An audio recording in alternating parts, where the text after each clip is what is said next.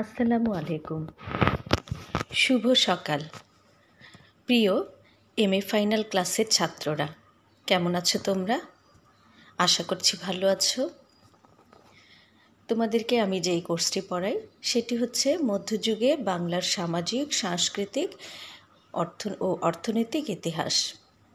Code number অর্থাৎ বিষয় code 311-603।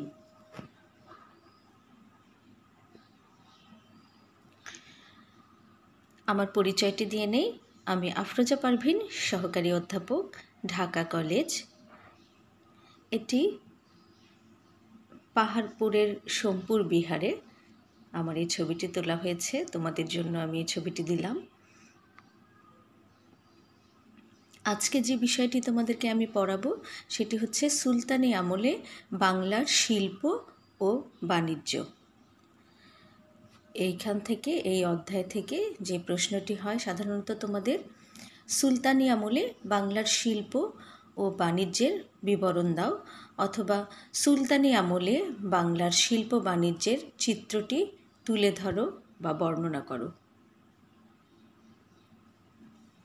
গত ক্লাসে আমি তোমাদেরকে যে বিষয়টি পড়িয়েছিলাম নিশ্চয়ই মনে আছে, সেটি হচ্ছে বাংলার কৃষি ব্যবস্থা।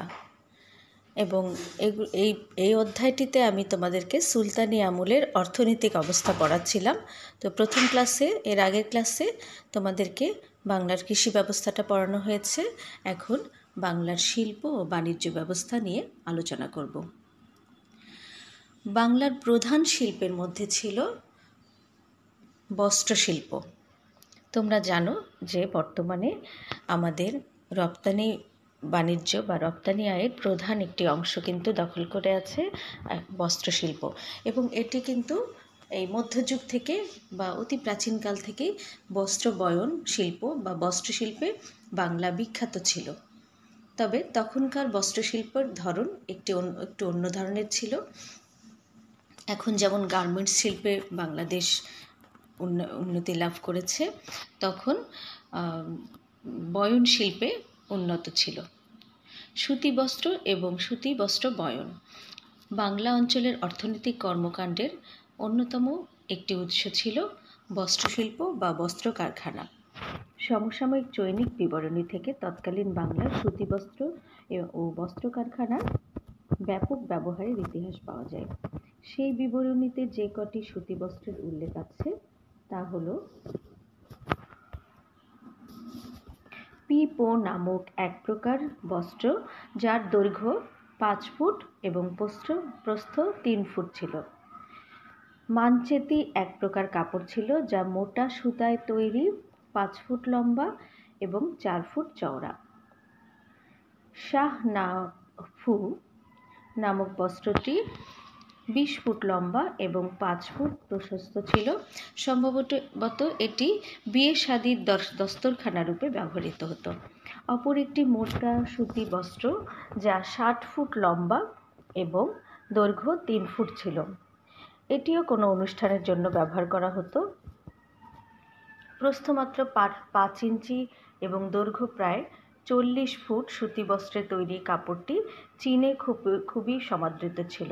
সম্ভবত এটি শতরঞ্জি জাতীয় কাপড়।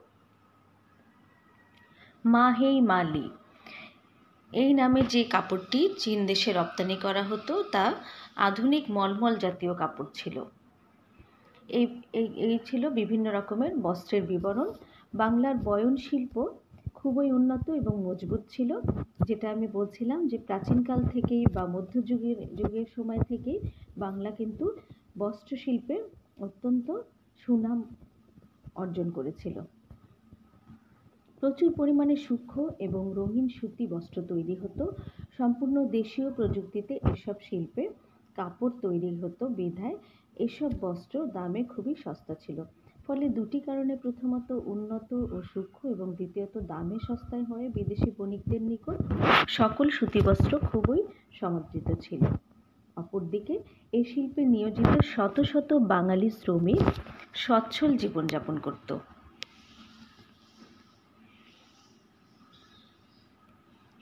মসলিন বস্ত্র মধ্যযুগে বাংলার অর্থনীতিতে শ্রেষ্ঠ একটি শিল্প ছিল মসলিন। অত্যন্ত সরু এবং সূক্ষ্ম সুতা দিয়ে তৈরি এ কাপড়টি খুবই মূল্যবান এবং দেখতে আকর্ষণীয় ছিল, ফলে তা সাধারণ বা মধ্যবিত্ত মানুষের ব্যবহারের বাইরে ছিল। দেশীয় রাজরাজারা এবং বিদেশের রাজা বাদশাহগণ তা ব্যবহার করত। দেশের অর্থনীতিতে মসলিন কাপড় যথেষ্ট অবদান রাখে। একদিকে সমৃদ্ধ অর্থনীতি এবং অপরদিকে বিদেশি রাজা বাদশার নিকট খ্যাতি, এই দুইয়ে মিলে মসলিন ছিল বাংলার প্রাণ। সমসাময়িক বর্ণনা থেকে জানা যায় এই বস্ত্রটি এত সূক্ষ্ম এবং মিহি ছিল যে মসলিন 100 গজ কাপড় মাথায় জড়ানো যেত এবং তা এত হালকা ছিল যে তারপরেও মাথা আচ্ছাদিত হতো না ঠিকমতো। মির্জা নাথানের বাহারিস্তানি গায়েবী গ্রন্থে উল্লেখ আছে যে তৎকালীন সোনারগাঁ শহরে এই কাপড়ের জন্য বিখ্যাত ছিল। তাছাড়া রাজশাহী ও মালদহে এরূপ কাপড়ের কারখানা ছিল। সম্রাট আকবরের দরবারের ঐতিহাসিক আবুল ফজলের বর্ণনায় বাংলার মসলিন কাপড়ের প্রশংসা পাওয়া যায়। এই কাপড় মোগল রাজ পরিবারের খুবই সমাদৃত ছিল। সম্রাট জাহাঙ্গীরের সময়ে মির্জা নাথান যখন বাংলায় আসেন তখন তিনি মালদহ থেকে 4000 টাকা দিয়ে একখণ্ড মসলিন সংগ্রহ করেছিলেন। আরও একটি শিল্প হচ্ছে বাংলার নৌকা জাহাজ এবং জাহাজ নির্মাণ কারখানা। মধ্যযুগে বাংলাদেশের সঙ্গে বহির্বাণিজ্যের নৌপথ ছিল একমাত্র বাণিজ্য পথ। এই নৌপথের বাহন ছিল ছোট বড় নৌকা বা জাহাজ। এছাড়া নদীমাতৃক বাংলাদেশের অভ্যন্তরীণ বাণিজ্য এবং যাতায়াতের জন্য ব্যাপকভাবে ব্যবহৃত হতো ছোট বড় নৌকা। আর এই নৌকা নির্মাণে যেমন স্থানীয় পর্যায়ে শ্রমিকরা নিয়োজিত ছিল, তেমনি বড় জাহাজ নির্মাণে বড় বড় নির্মাণ কারখানা নদীবন্দর এলাকার সৃষ্টি হয়েছিল। আবার নৌপথ নৌবাণিজ্যের জন্য গড়ে উঠেছিল বাংলার বিভিন্ন উপকূলীয় এলাকার বড় বড় ব্যস্ততম নৌবন্দর। 15 শতকের পর্যটক নিকোলো কোন্টির বর্ণনা থেকে ভারতবর্ষের নৌকা ইউরোপের নৌকা অপেক্ষা আকারে বড় এবং অনেক মজবুত ছিল বলে জানা যায়। এ সময় ঢাকায় নৌকা নির্মাণ কারিগররা বৃহৎ এলাকায় নিয়ে বসবাস করত। বর্তমান ঢাকার সূত্রাপুর এলাকাটি তাদের স্মৃতি বহন করছে, অর্থাৎ এই নৌ জাহাজ নির্মাণ কারখানার বা নৌ জাহাজের সাথে যারা জড়িত ছিল তাদের স্মৃতি বহন করছে। মধ্যযুগের উপযুক্ত কারণ ছাড়াও নৌযুদ্ধ পরিচালনার জন্য বহু নৌকার যুদ্ধজাহাজ ব্যবহৃত হতো। তাই বাঙালি শ্রমিক জীবনের অর্থনীতিতে নৌকা একটি গুরুত্বপূর্ণ স্থান দখল করেছিল। বাঙালির অনেক বড় এবং দ্রুতগামী নৌকার জাহাজ নির্মাণ করতে দক্ষ ছিল, আর এজন্য বাংলার নদী তীরবর্তী বিভিন্ন স্থানে জাহাজ কারখানা গড়ে উঠেছিল। এই সকল জাহাজ কারখানা ছিল হুগলি, চট্টগ্রাম, ঢাকা, সোনারগাঁও প্রভৃতি অঞ্চলে। এসব কারখানাতে হাজার হাজার শ্রমিক নিয়োজিত থাকত। বাঙালি বণিক দল এসব দেশীয় তৈরি জাহাজের চড়ে ভারতের পূর্ব এবং পশ্চিম উপকূল ধরে মালাবার, সুমাত্রা, সিংহল এবং মালাক্কার মতো তৎকালীন বড় বড় নৌবন্দরের উদ্দেশ্যে যাত্রা করত। প্রাচীন সাহিত্য এবং কাব্যে বিভিন্ন সওদাগরের উপাখ্যান রয়েছে, যেমন চাঁদ সওদাগর, গৌড়ের ধনপতি সওদাগর ইত্যাদি। মধ্যযুগের কবি বিজয়গুপ্তের মনসামঙ্গল কাব্যে উল্লেখ আছে চাঁদ সওদাগর এক মালিক কারিগরকে নিয়ে অতি অল্প সময়ে 14টি জাহাজ নির্মাণ করেছিলেন। এইসব উপাখ্যানের বর্ণনা থেকে তখনকার এই জাহাজের চমৎকার বর্ণনা আমরা পেয়েছিলাম। বাণিজ্য বন্দর এবং বাণিজ্য কেন্দ্র, শিল্পজাত দ্রব্য দেশীয় চাহিদা মিটিয়ে বিদেশে রপ্তানি করা হতো প্রচুর পরিমাণে। এই ব্যবসা বাণিজ্য এবং অর্থনৈতিক বাজারে বাংলার শিল্পের চাহিদা থেকে অনুধাবন করা যায় যে মধ্যযুগে বাংলার অর্থনীতির সমৃদ্ধি ছিল। আমদানির চেয়ে রপ্তানি বাণিজ্য বেশি হলে তা অর্থনীতির সংজ্ঞায় দেশের উন্নত অর্থব্যবস্থার পরিচায়ক।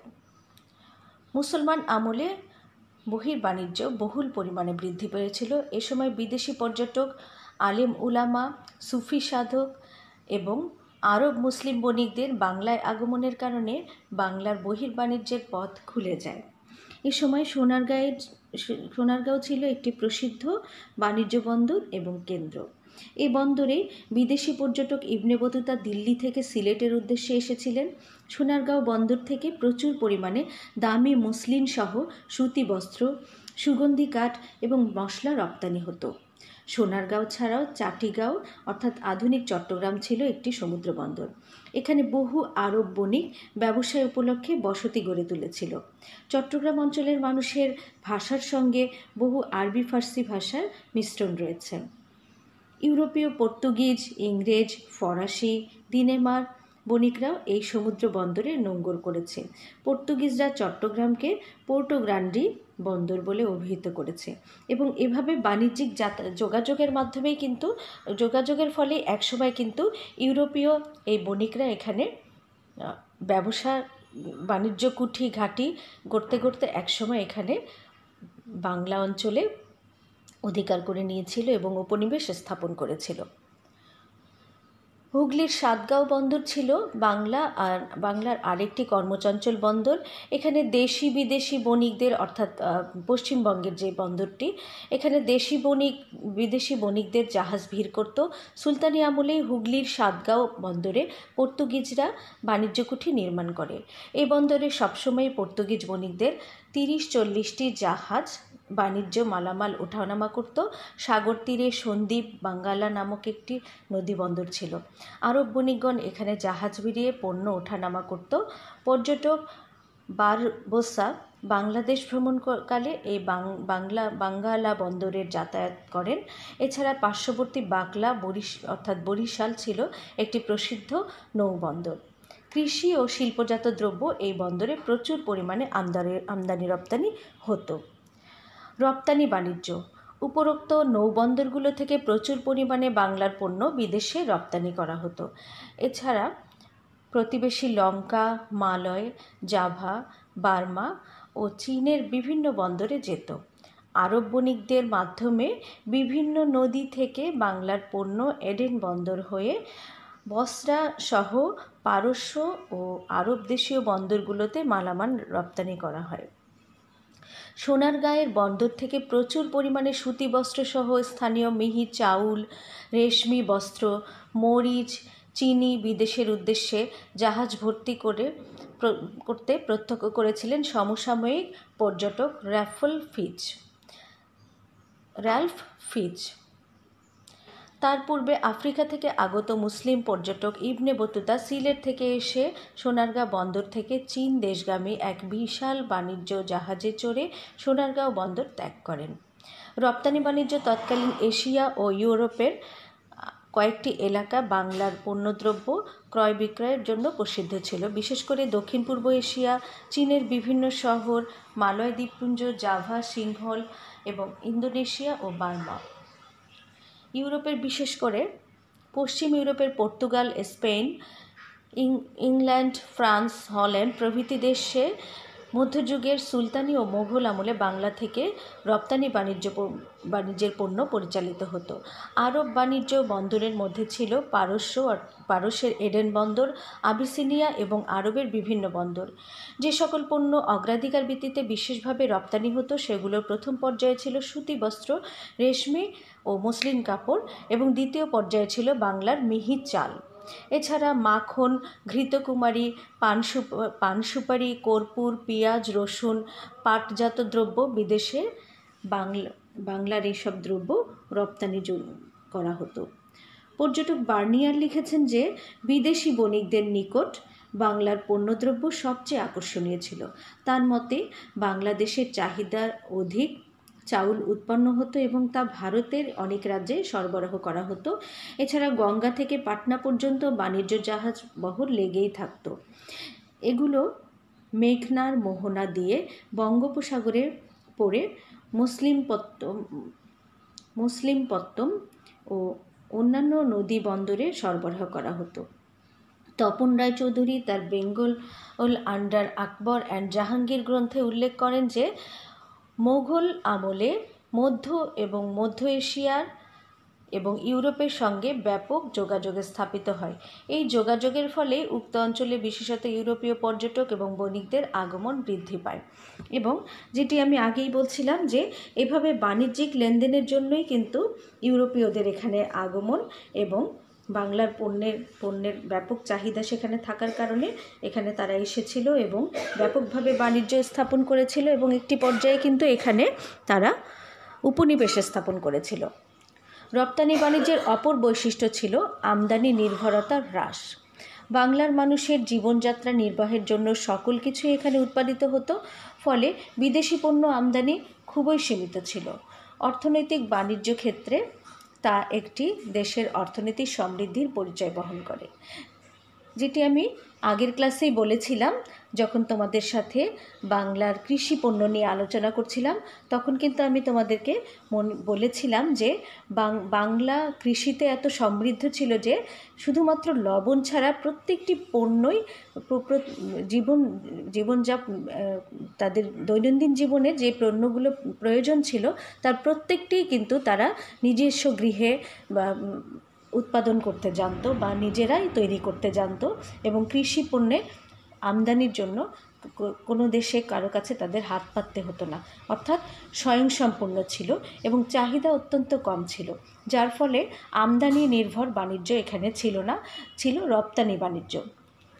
যেহেতু আমদানি নির্ভরতা কম ছিল, ফলে ভিনদেশি ব্যবসা বণিকদের নগদ স্বর্ণ, মুক্তা এসব মুদ্রার মাধ্যমে স্থানীয় রপ্তানি পণ্যের নগদ দাম বা মূল্য পরিশোধ করত, যার ফলে দেশে প্রচুর মূল্যবান ধাতব মুদ্রার সরবরাহ হয়। এ সম্পর্কে গুরুত্ব প্রদান করে আলেকজান্ডার ডৌ এর উদ্ধৃতি দিয়ে ডক্টর এম.এ. রহিম মন্তব্যে লিখেছেন, সমগ্র মুসলিম শাসনামলে বাংলার ব্যাপক অনুকূল বাণিজ্য বজায় ছিল, ফলে এই প্রদেশে স্বর্ণ ও অন্যান্য মূল্যবান পদার্থের প্রবাহ অব্যাহত ছিল। ব্রিটিশ শাসক ও ইস্ট ইন্ডিয়া কোম্পানির একচেটিয়া বাণিজ্য প্রতিষ্ঠা হওয়ার পূর্ব পর্যন্ত বাংলাদেশকে একটি ডোবা মনে করা হতো এবং সেখানে স্বর্ণ ও রৌপ্য এমনভাবে অদৃশ্য হয়ে যেত যে তা ফিরে পাওয়ার সামান্যতম সম্ভাবনাও ছিল না। অর্থাৎ সোনা রূপা বা মূল্যবান মুদ্রা, বৈদেশিক মুদ্রাগুলো এই দেশে ঢুকতো ঠিকই, কিন্তু সেগুলো বহির্দেশে বা বাইরে কোনো চাহিদার কারণে বাইরে তারা এগুলো সরবরাহ করতো না, কারণ শুধু আমদানি হতো, শুধু রপ্তানিই হতো এবং বৈদেশিক মুদ্রা অর্জন করা হতো। তো এই ছিল বাংলার মধ্যযুগীয় বাংলার অথবা সুলতানি আমলে বাংলার যে অর্থনৈতিক অবস্থা, অর্থনীতির চালিকা শক্তি, অর্থাৎ বাণিজ্য শিল্প ও বাণিজ্য ব্যবস্থা বর্ণনা। তো আমার ক্লাস আজকে এ পর্যন্তই। তোমাদেরকে ধন্যবাদ দিয়ে আজকের আলোচনা শেষ করছি। আল্লাহ হাফেজ।